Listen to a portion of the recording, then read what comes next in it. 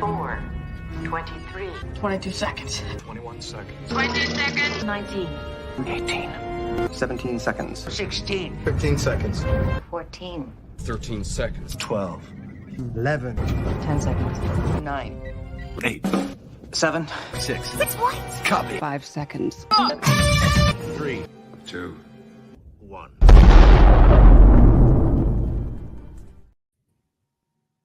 Hello and welcome to Soul's Place Chatter, the podcast where we boldly go and ask such daring questions as, what does God need with a starship? Today we'll be reviewing the 1989 film Star Trek V: The Final Frontier. Welcome to the podcast and welcome co-host. Thanks for joining the panel. And if you're watching the show either live or after we've been live, feel free to post the comments in the comment section. So we'll first ask the first question. What are your general thoughts about this film? And do you think it's as bad as some people have claimed? I don't think so. As I've gotten older, I've learned to really appreciate the film for what it is, and I really like what it tries to do. I mean, it doesn't get there obviously, but what it tries to do when it asks questions about faith and and the meaning of existence, those topics really resonate to me, especially as I've gotten older.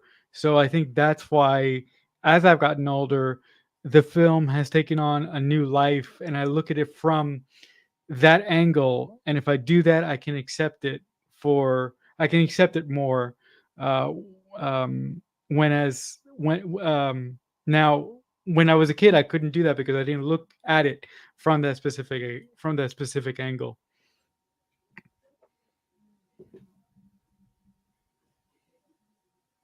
So, Bob, what does the film mean to you? Well, after the trilogy that we had just, we've been reviewing the last few weeks, and I think as fans, we all expected that, okay, we're back on the ship. The ship's going to be working great because it's kind of new, even though it's, because I think through the novels, it was supposed to be the USS Atlantis, but then because of everything, it was rechristened the Enterprise A. And I think we were all expecting this great, bold new adventure with them back basically on the ship in uniform, doing everything. And what we got, and I'm not saying it was bad, but it was kind of an extension of the Kirk, Spock, McCoy relationship and the rest of the crew, not really, up to par with a full-fledged adventure. It was almost like they were, because the ship wasn't in great shape, because they were given a mission, but it's almost seemed like they were still in a more relaxed family relationship type of way, and that's why it brought out some of the humor. It almost seemed like, we see them almost on a shore leave situation to start with, Kirk climbing Mount Capitan, Spock flying up there, and McCoy having a near coronary when he sees Kirk fall. We see the ridiculous Sulu and Chekhov, later on going,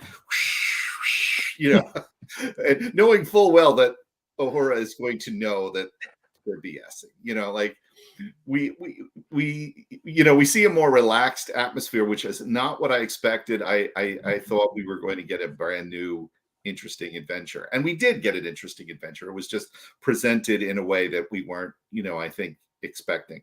I enjoyed the movie. I know it had its faults because it was almost rushed production. I think we all wanted to see what William Shatner was going to do as his first foray is directing it. And, I still think it comes off as fun. I don't necessarily think it was bad, but it was definitely something we didn't expect. And they were billing this film as strap in this summer because, it'll be action galore, and really it wasn't. It had its moments of action, but it had a lot of thought into it as well with the themes that it had. So it was interesting. Do you think? Do Thanks, you Bob. think if? I have a follow up question for Bob, if that's okay. Yeah. Do you think if the studio gave William Shatner the things that he really wanted to do with that film, do you think that would have do you think that it would have helped the film or hinder it because of that the tone that the film carried? Like if they gave him those like devil monsters that he wanted to have. Yeah, the rock monster creatures, which which we see in the comic book, and is mentioned in the novel. I think less so the money would have been if they just had a little bit more time to re-edit certain scenes of the movie would have been helpful. I do think that there were some rough cuts there that it would have benefited from that, and maybe taken a second look at some of what they were doing. I think Shatner himself has said that, and I think that might have helped a bit. But it was what it was. Okay. John, what was your general opinion of Star Trek V: The Final Frontier? I like it, and I always have. I think it's. I mean, I get that it is a lesser film than certainly what followed it in Star Trek Six. But Star Trek Six for me was, it was out of the ballpark. It was absolutely brilliant. I think that it's a story about false dawns and empty promises. I think as I was watching again recently, I thought that about I remember kind of being a bit weirded about the fact that the Enterprise wasn't working properly. And you have Scotty scooting around the halls throughout the whole film trying to bring it up to spec.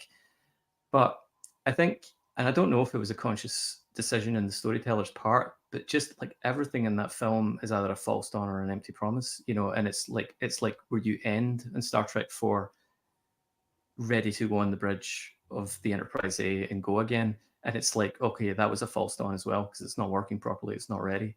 And and then it takes you to Nimbus 3. And again, you've got this place that's meant to be, a beacon for hope and peace and prosperity in the galaxy, and it's just turned into, a graveyard, basically. And then you've got, Sybok. It's never really explained if exactly what his trick with people is doing. He's saying he takes their pain away, or he puts them in touch, I think Uhura says, with feelings they already have. It's strange how they all go from following him very blindly to just kind of leaving him behind in that sense. I don't know what's going on there, but and then obviously when you end up in Shakari, and it's not God, it's just some stranded powerful entity. So I think there's just that theme running through there of the false dawns of the empty promises. Obviously, I think Bob touched on this a little bit, is that you really get back to the Kirk, Spock, and McCoy thing. It's in fact it's the only really one of the films that really does this. It really just sticks with them the whole film, and I think DeForest Kelley, because he's the one that's kind of left off to the side for most of the films preceding it. He has his moments, but he's not really as centrally involved in it. And now in 5, he's back in every scene more or less, and I think he puts in an amazing performance in that film. That scene where Sybok is relieving him of his pain, and the guilt over the euthanasia of his father. It's a brilliant performance, and it's the scene as a whole, and the larger scene that it emerges from is my favorite in the film. It's the scene that stuck out to me as a kid, and it still does now. It's the real peak of the story for me, with Kirk Hines saying, I don't want you to take my pain away. I need my pain. It's what makes me who I am. That sort of like goes on to answer like what the next question was going to be, which is what your favorite scene is or line of dialogue from the film. What would you say to that question, Marcelo? My favorite scene or piece of dialogue from the film really happens early on when Spock, Bones, and Kirk are sitting around a campfire, and I believe it's Bones who says, you know, all those years of us getting on each other's nerves in space while we served together, and what do we do when shore leave comes about? We spend it together, right? Yeah. And he also remarks on the fact that um, that it's kind of unbelievable that they don't have personal lives, right? And Kirk sort of intimates that other people have personal lives, not us, you know. And then Bones brings up the whole thing about uh, Kirk taking chances with his life, and Kirk says, even when I was falling, I didn't know. I had no doubt in my mind that I wasn't going to die. And then um, then Bones goes, "How did you know?" Because the three of you were with me, right? And then he says the button to the scene. He goes, "I've always known that I'm going to die alone." So that's my favorite scene of the film. Cool. How would you answer the same question, Bob? I think the scene where, and I believe it is in 5, where Kirk looks over and said, I nearly lost a brother. Again, I'm paraphrasing. I nearly lost a brother once. I was lucky to get him back.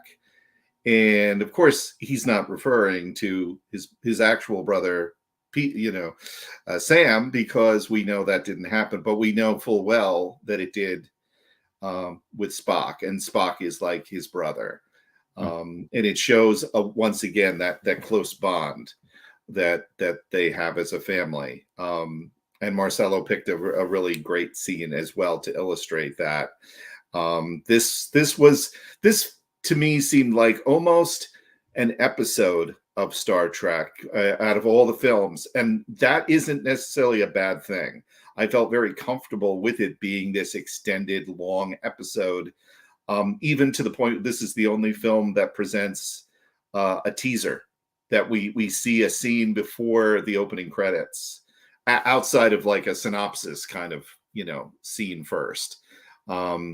It felt it was a very comfortable movie to watch as they guide you into what we're going to be, the themes we're going to explore, and the drama that we're going to see, because we just see a lot of typical characters. There was a lot of focus, even on characters that were not part of the central crew.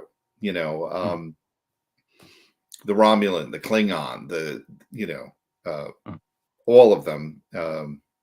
It was just interesting to hear them talk and see that Nimbus 3 is anything but what it was intended to be, that it was falling apart. Yeah. John, do you have a favorite line from the film?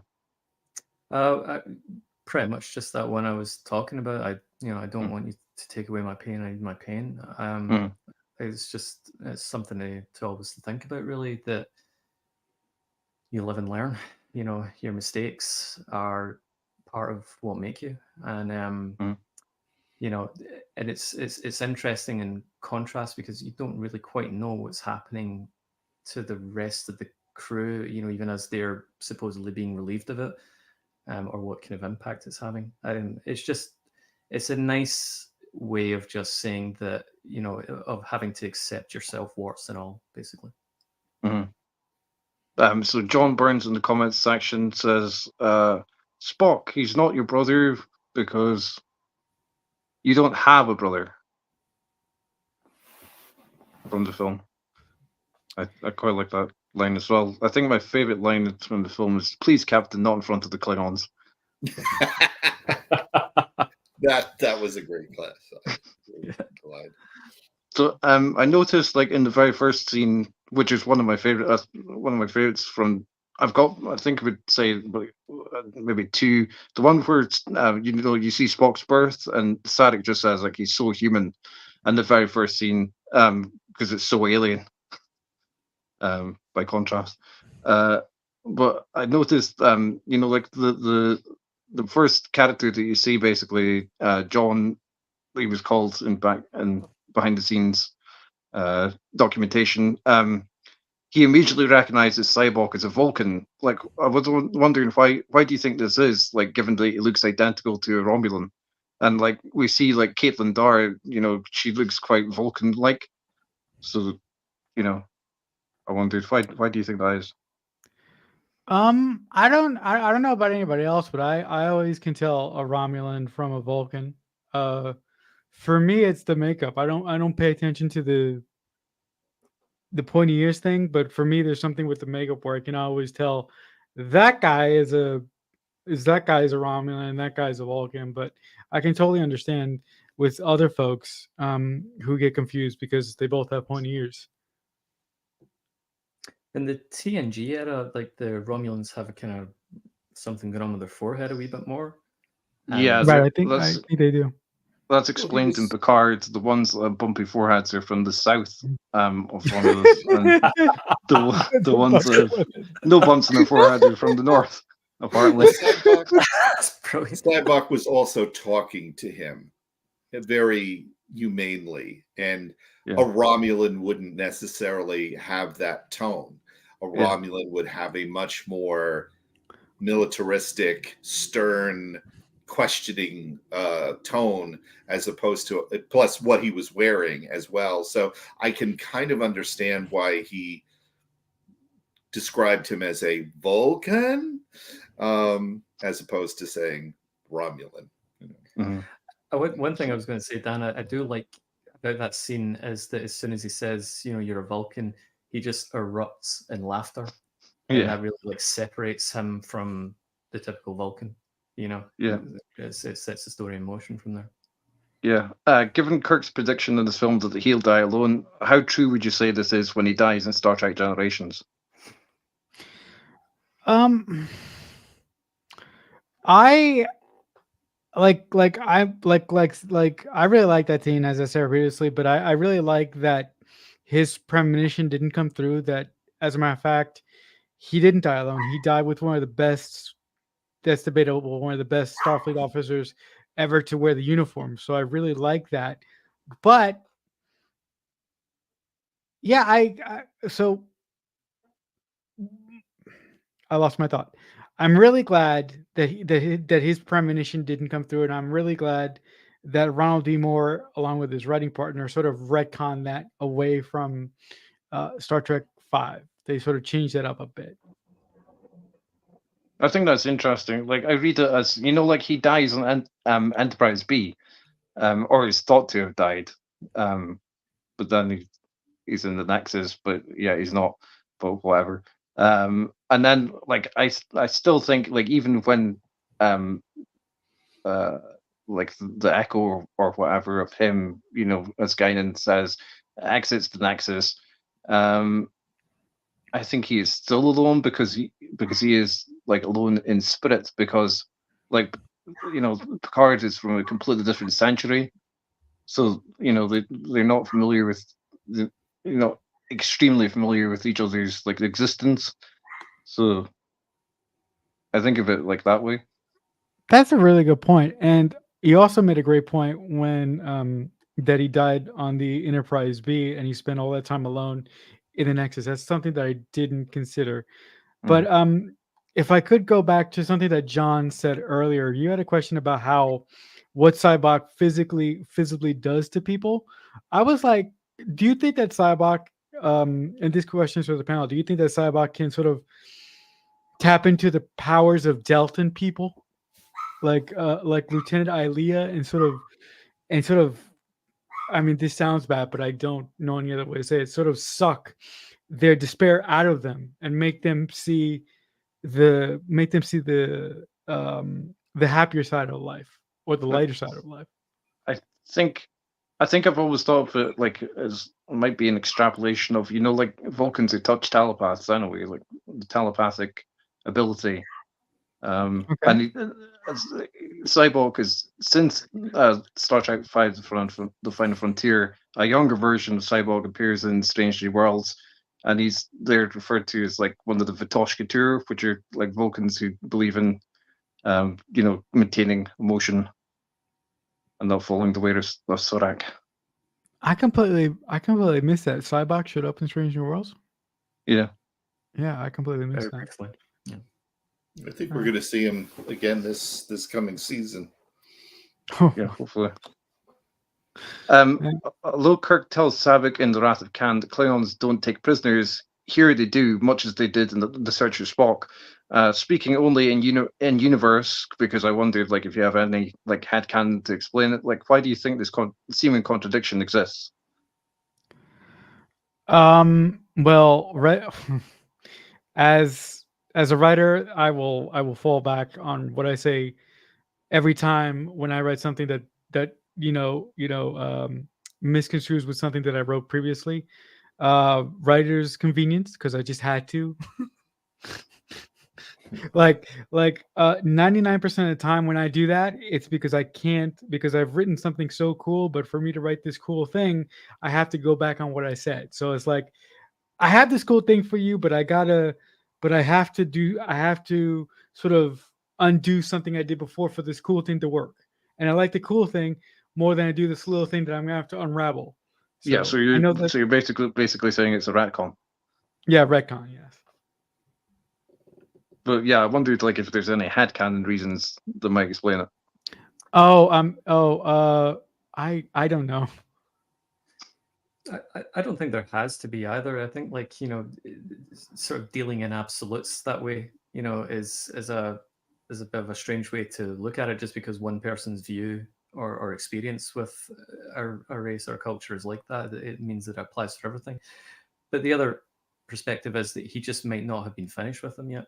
So maybe they don't take prisoners, but he's not done with them yet. And and afterwards, he'll happily just knock them off. Mm-hmm. Maybe that's how I saw it too, that they were still a resource of information to use and a prize, to the Klingons, that they wouldn't kill them just that point, that they were still a prize to be showed off, Yeah. Do you have a favorite character in this film and why?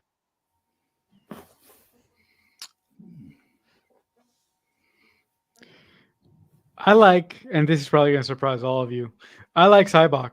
And you know why I like Sybok? I like him because I like him because of his true belief in what he's going after. I like characters who believe something so greatly that they'll do anything to get the thing that they want, and then once they get what they want, I love the moment when they discover that what they've been driving towards since day one isn't what they thought. And I love the moment of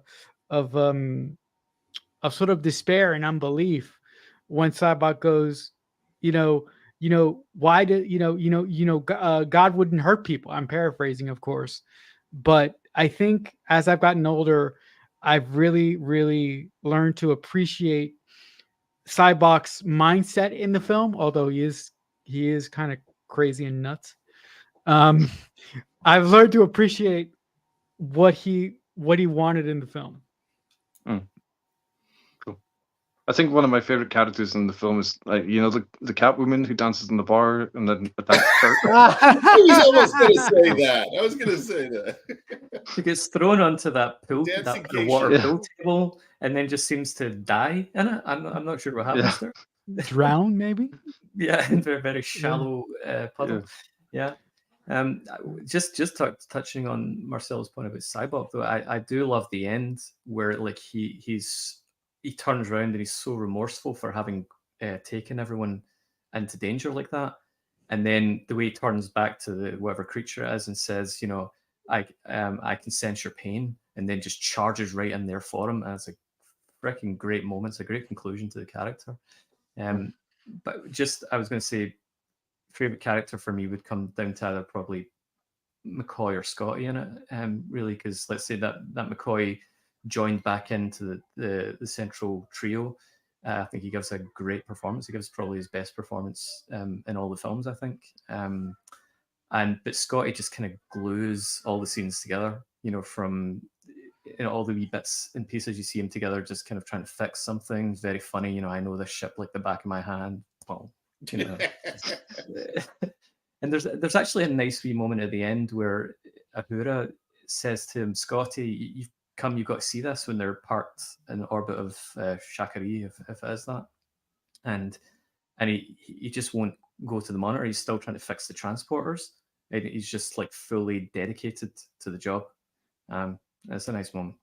I'll go with Scotty. So, what performances would you describe as standout ones in this film? Well, I was going to also reference our favorite belching Klingon, who introduces his new gunner.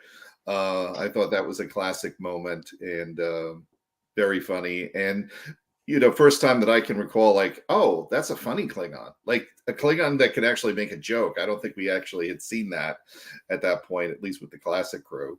But I also liked Sybok for exactly what John and Marcelo had said, that he was a character who could, who had his own journey, who was trying to do what he felt was best, and his exit was phenomenal. The way that he, so there was so many great performances through all this, but towards the very end, where Kirk is trying to elude the blasts and his communication with the god, and just his classic, excuse me, why does God need a starship? I think that sums it up for all there. Like, and McCoy's retort of, Jim, you don't ask the Almighty.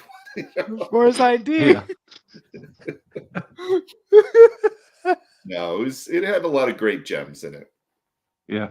I thought the portrayal of Sybok was really good. And I thought it was like a sort of tough act to follow because originally it was Sean Connery that was up for the role of Sybok, or considered for the role of Sybok, hence the name Shakari, named after Sean Connery.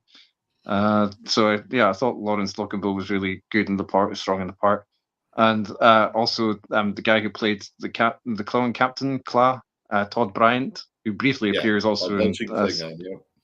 No, that's Cord, but not the belching Klingon, the Klingon captain.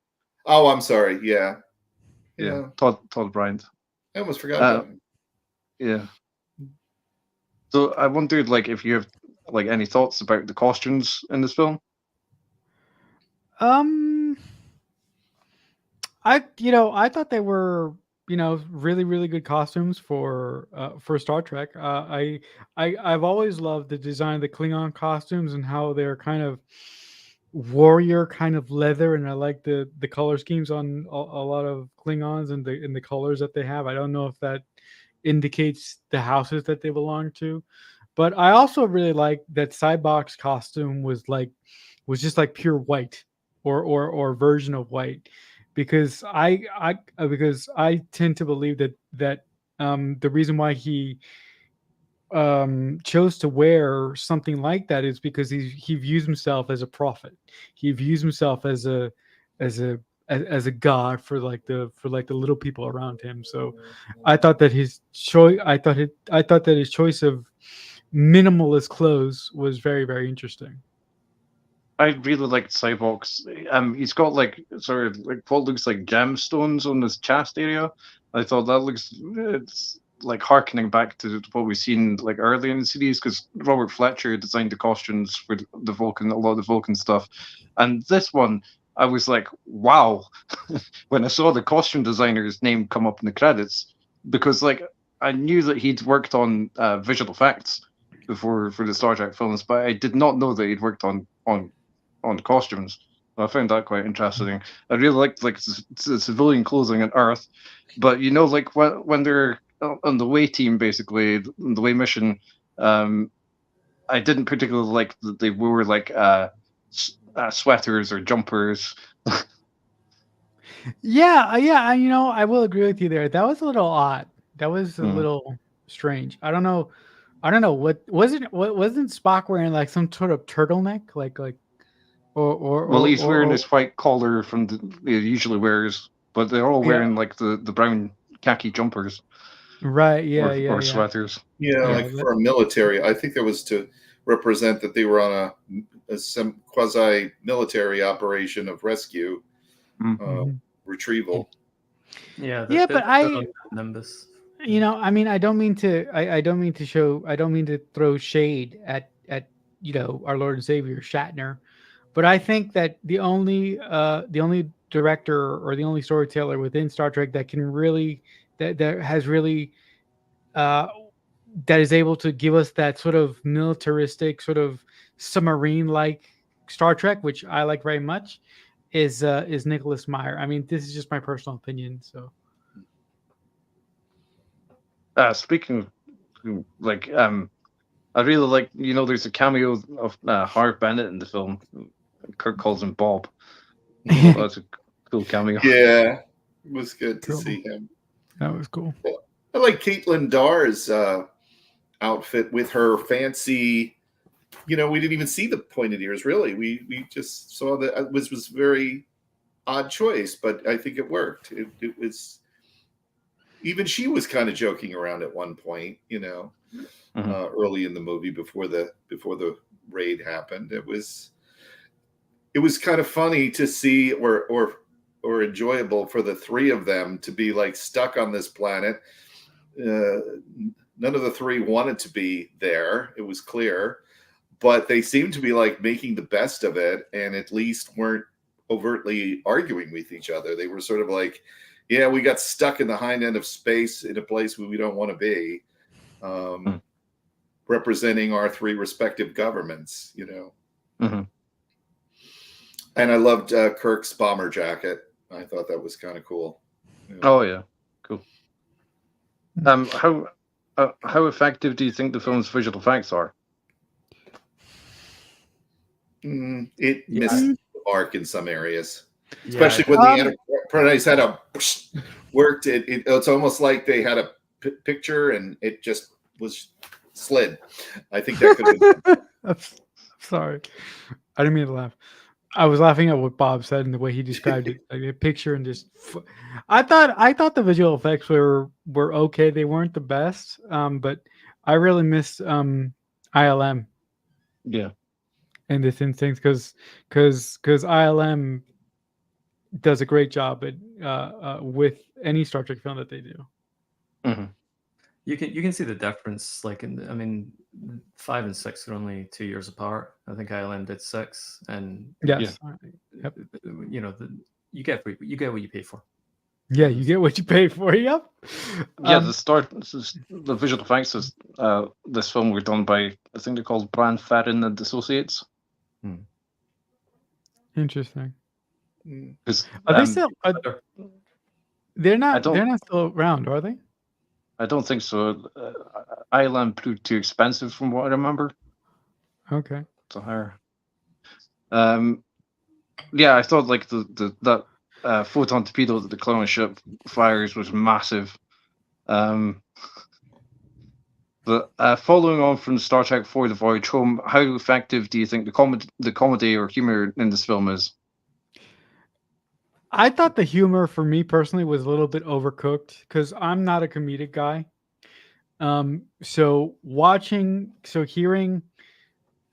for me, watching a lighter Star Trek with the original crew, for some reason, it didn't fit. I thought they should be taking the situation a little bit more seriously, and I was kind of disappointed that you know, as much as I love Scotty, I'm kind of disappointed that he got relegated to being the The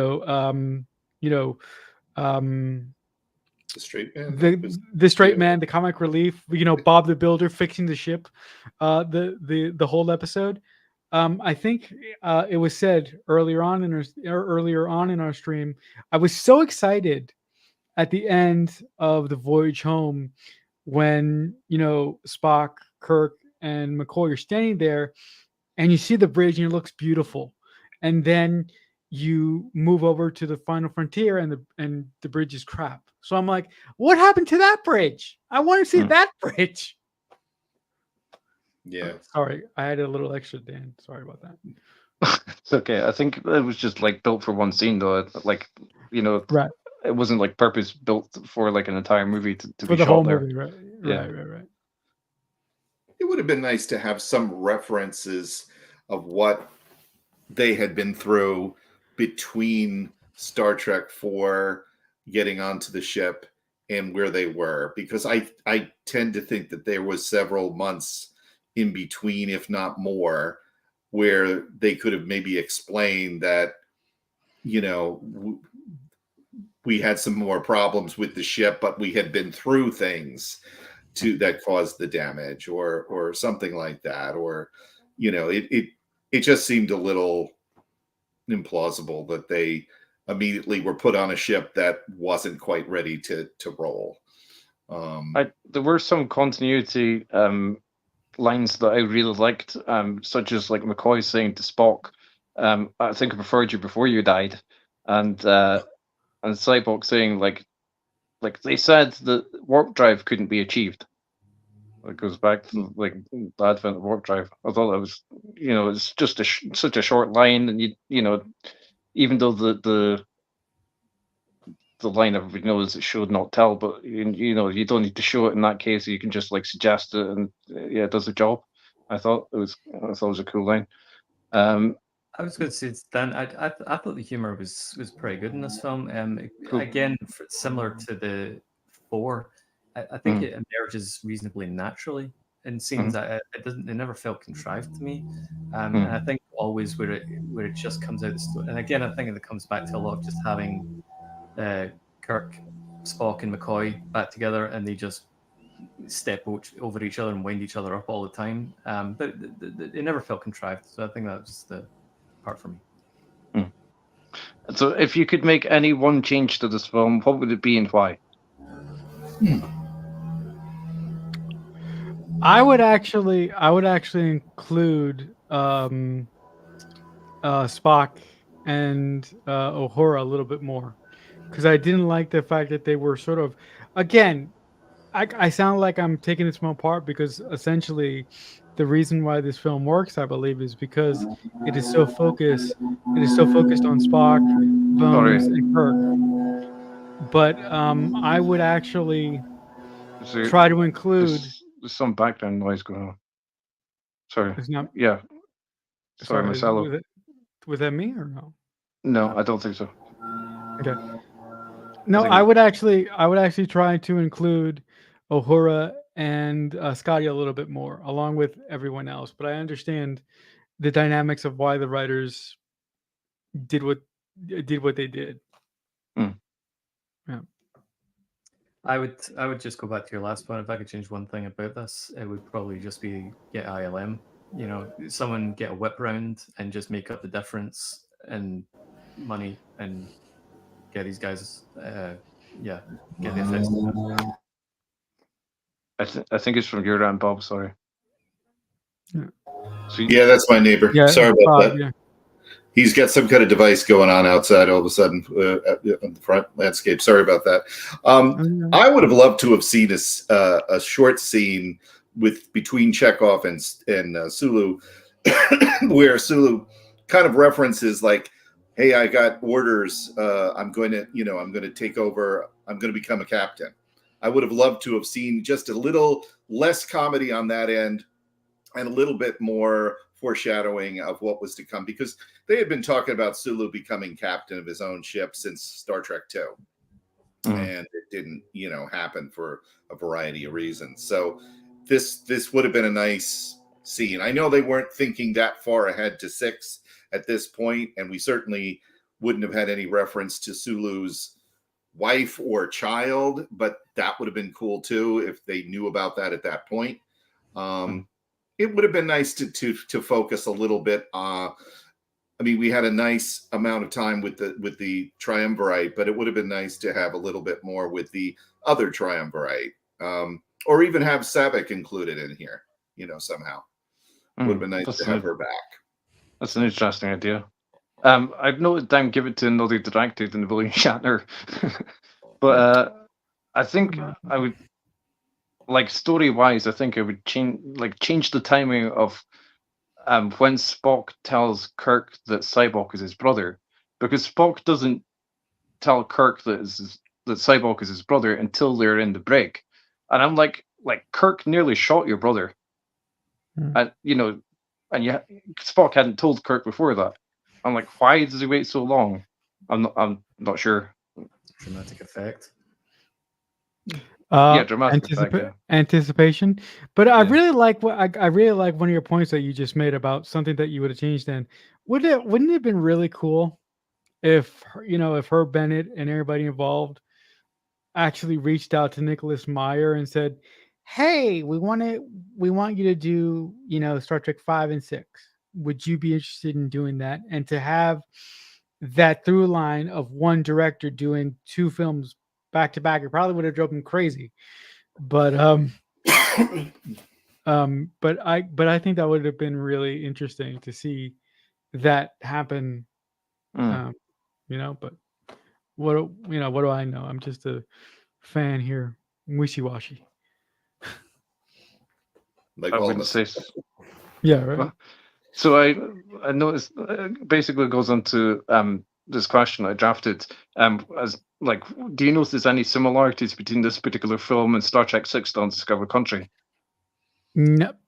Only David, is it David Warner? Yeah. Who plays the Starfleet ambassador, and then he's the Klingon He's chancellor. Chang. Not Chancellor. Chang, he's Chancellor Gorkon. Gorkon, yeah. Or Gorkon. I'm sorry. He's he's Gorkon. Abraham. He's the Abraham Klingon. Yeah. Well, yeah, Gorkon comes from it's supposed to be a mix between Gorbachev and Lincoln. Yeah. Okay. Yeah. But I also feel, first of all, to answer your question, Dan, I don't see that many similarities between Star Trek 5 and Star Trek 6 besides the obvious one that John just pointed out. But I also, if I just could for a second, I feel really bad that after Star Trek 5, Herb Bennett said, "You know what? I'm washing my hands of this. I'm washing my hands of this, and I'm just leaving." Like, there was one more to do. Well, he was frustrated that they didn't commission his Starfleet Academy script. Oh, okay. I forgot about that. Mm-hmm. So that's probably the reason why he jumped ship. So the similarities I noticed were a couple of the sets were the same. It's got the same transporter room and corridor because those sets were from The Next Generation by this time. Both films involve like an antagonistic Klingon bird of prey tracked by the Enterprise until, of course, it cloaks. Kirk enters a darkened room. In this case, it's like the forward observation room where the wheel is. Where Spock is deep in thought. He does the same thing with enters Spock's quarters in Star Trek 6. Kirk, Spock, and McCoy work on a prison break. In this case, it's the Enterprise's brig. In Star Trek 6's case, it's Rue Pente. Actor David Warner, as you mentioned, and both films include gravity boots.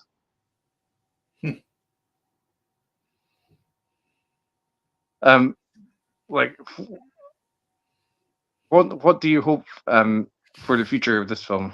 Would you like William Shatner to return to the project and do like newfangled visual effects for the film, or would you like some other option? That would be really cool if William Shatner had the energy, because he is getting up there in years. Unfortunately, It happens to everybody. If he had the energy to come back and do like a director's cut of Star Trek 5, I'm fascinated what he would do if CBS / Paramount gave him the money to do the Rock Monsters. Like, yeah, I'd love to see the Rock Monsters, especially now. Yeah. But I don't. But I don't know how that'll work. I mean, doing the Rock Monsters now is possible, but if you do the Rock Monsters now, they would have to probably use some pre-existing footage of of Shatner, Bones, and Spock to interact with the rock monster. So I don't know how that would work. But it would be it would be interesting to see Shatner come back just to do a special edition of the Final Frontier and see what he would do with it. That's interesting. I was wondering whether they'd be able to like match, make the such shots look comfortably good in this film. After I guess the special editions of the Star Wars films, for example, with like fans not having been very happy with that, and sort of at that time, new CGI inserted into the film made it look significantly different from like the rest of the film. But what I would like to see is just some explanations to like whether Michael Burnham knew Sybok when they were kids, or go into that story side a little bit. Oh, okay. Well, I tend to believe that although Star Wars fans are very, very clear on their dislike of the 90s trilogy when Lucas went back and fixed everything, I tend to believe that Star Trek fans are a little nicer when it comes to adding special effects to things that have previously already been released. I personally think that adding references that current Star Trek has made would be a little bit problematic, and that's a area that I wouldn't go down. I can see, like, I know that, like, it seems like Sybok and Spock grew up together before, right, before Michael Burnham, like, basically joined the Sybok household. But right, it seemed, I'm like, like Discovery is transported to the 32nd century, and I'm like, by that time, clearly, it must be on historical record, surely, that like Michael Burnham could just like look it up about Sybok. I would have thought. Oh, okay. So you're just talking about something like that. Okay, okay. I can rationalize that. Okay. She does the same thing with Spock and looks back at historical record from the Next Generation episodes, unification of Spock. Right. I see where you're coming from, Dan. I see. I was just going to say, like, I mean, it's interesting because I think we're clearly going into an age where, I mean, you won't need the directors to go back and do anything. You've got people sitting in their bedrooms making changes to these films, and some of them can be pretty convincing. Face swaps, and who knows what's going to be on tap for absolutely anyone to do in the coming years. I would actually, just to bring it back around to my favorite line, this film does leave you with some pain. Not everyone's a big fan of it, but I would say I need my pain with this film. I would just leave it as it is. Well said. How good do you think the film's soundtrack is? It opens with the motion picture TNG thing, doesn't it? Which I just think is glorious. I'm trying to remember really much of the sound and the. Yeah, I don't either. You know what? I'm so happy you asked that, and I'm so scared that you asked that, because I love the Star Trek soundtracks, but the soundtrack that I pay the least attention to is the one for the Final Frontier. Like next week, I love the soundtrack for Star Trek 6 so much. Yeah, but I can't really think of one section of music that I really like, except the sort of TNG-ish music that John just mentioned. But I'm so happy that you asked that, because that put me on the spot. I'm like, wait a minute, do I have any thoughts about that? I don't think I do. I thought it was. Yeah, sorry. Go ahead, Bob. I would have actually preferred that they not use that music for the opening. I would have preferred, especially with the tone of this movie, I would have preferred more of a different version of the original series theme be adapted. I guess they wanted to make it more uniform because TNG was going on at that time, but that's the point. We would be able to hear that music every week on TNG. I was kind of hoping we would get more of a different blend of the original series and maybe that and some of what we had seen in the prior 2 movies, or 3 cool. movies, 2, 3, and 4, just as an extra, as something new, something different. But It I was thought- fine. Don't get me Yeah. wrong; it was fine with what they did, but I would have hoped that they would have added something a little different. That's all. I personally love the score. I thought it was really cool. Like you're saying, like they not only like used the motion picture Next Generation theme, but also like they brought back the Klingon theme from the motion picture, which I thought was quite a cool idea. I also liked the Uhura sings "The Moon is a Window to Heaven." So she does some singing in this film. That was good. Having done some from the original series, and like clearly, like her so-called fan dance has had like a legacy, like appearing in Lower Decks and stuff like that. And I thought the sound effects were good too. I thought like I think it was the chirp of the communicator closing and the transporter beam. They sounded pretty effective to me. Just on your point about who is singing, that was another false dawn and empty promise in the show. Yeah. A siren song luring these guys in. Not what you thought, guys. Yeah, well spotted. So I'll fast that. So what do you think the God thing would have done with the starship? That's the last question. I have no clue, because what does it being like that need with the starship? To escape. Thank you, thank you, Bob, because my Yeah. brain is mush already. So, but yeah, I think if they gave him the starship, I think he would have used the starship to kill a bunch of people, and he probably would have killed like gajillions of people, and then he would have gotten bored and stopped doing it. I mean, that's the best I got. Anybody else? And what do you think like the entity thing is? Because like I've seen it recently online, someone suggested that it's holographic. Then also I've been reading about like there's a trilogy of novels called the Q Continuum novels that were written by author Greg Cox, that said like something like Q makes the entity like appear in the middle of the galaxy, and as we know, scientific theory like suggests that a black hole is at the center of the galaxy. So I just like wondered, like, what would you say, like, maybe that? What do you imagine that entity is? See, I mean, Eve, I think mentioned that before, about the Q story somewhere in the books, filling in that mythology.